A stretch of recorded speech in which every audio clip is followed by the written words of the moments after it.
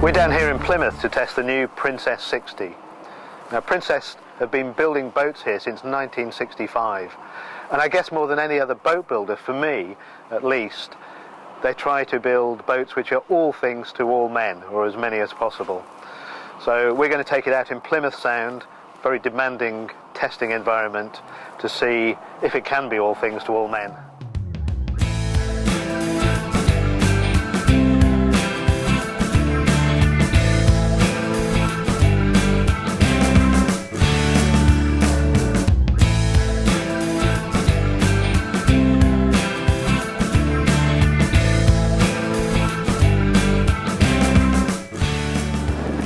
The first thing you notice when you drive this boat is that it's relatively quiet. It's very breezy up here on the flybridge, so we're getting a lot of wind noise, but engine noise is barely perceptible. Very, very smooth as well. And these Volvo D13-900s, quite nice and punchy too in this boat. Not right down at the bottom end where you never use it, but at the top end. This Princess 60 is a boat that really brings a great big smile to your face. And that's because it's enormous fun to drive. It's just got this fantastic fluid feel to it. Very responsive, very precise, and really does heel nicely into the turns.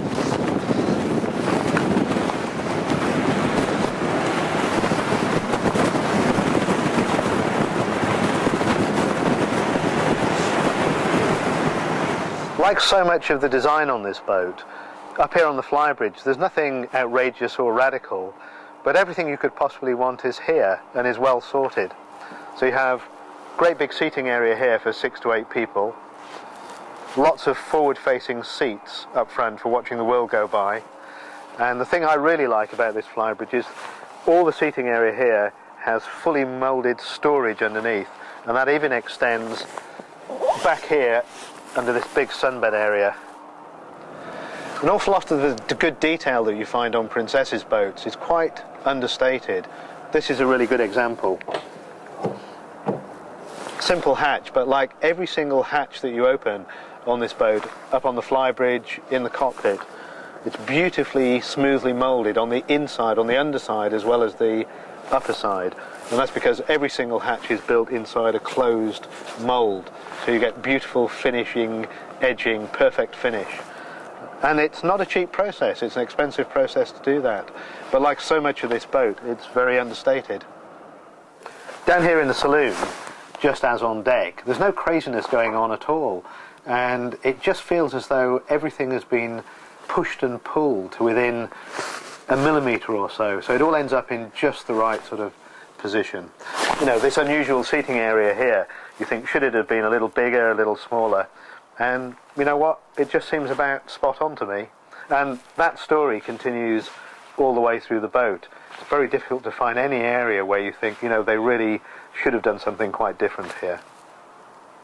This is a nice decadent touch that we haven't seen on too many boats, an electrically powered berth conversion. Very easy. I think this engine room is a real delight.